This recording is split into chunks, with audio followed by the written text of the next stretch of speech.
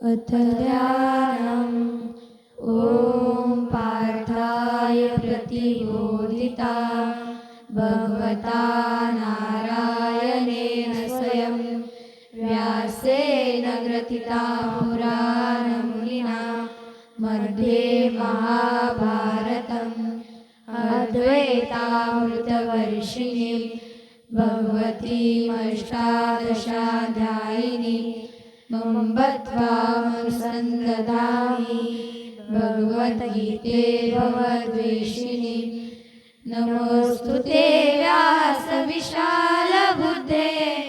फुल्लारविन्द्राय कपत्रनेत्र येन त्वया भारततैलपूर्णः प्रज्वालितो ज्ञानमयप्रदीपः प्रपन्नपारिजाताय स्तोत्रवेत्रैकपाणये ज्ञानमुद्राय कृष्णाय गीतामृतदुहे नमः।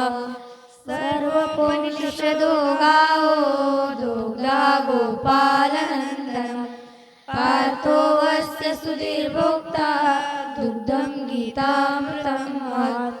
वसुदेवसुतं देवं कंसचाणूरमर्दनं देवकी परमानन्दं कृष्णं वन्दे जगद्गुरुं। भीष्मद्रोणतटा जयद्रथजला गान्धारनीलोत्पला शल्यग्रावती कृपेण वहनी कर्णेन वेलाकुला।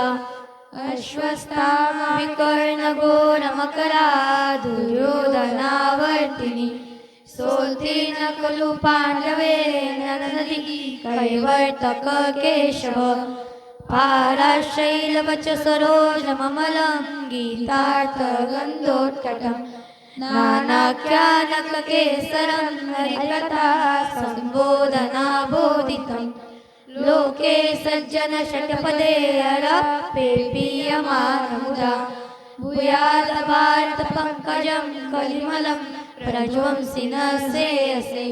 मुखं करोति वाचालं पङ्गुं लङ्घयते गिरिं यत्कृपातमहं वन्दे परमानन्दमाधवम्।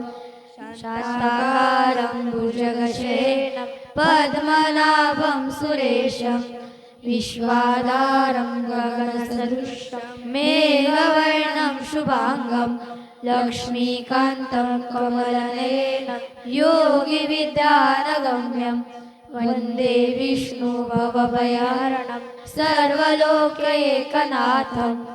यं ब्रह्मा वरुणेन्द्ररुद्रमरुतस्य स्तुवन्ति दिव्यस्तवे वेदे साङ्गपदोक्रमोपनिषदे गायन्ति यं सामगा ध्यानावस्थिततद्गतेन मनसा पचयन्ति यं योगिनो यस्यान्तन्विदो सुरासुरगणा देवाय तस्मै नमः देवाय तस्मै नमः देवाय तस्मै नमः।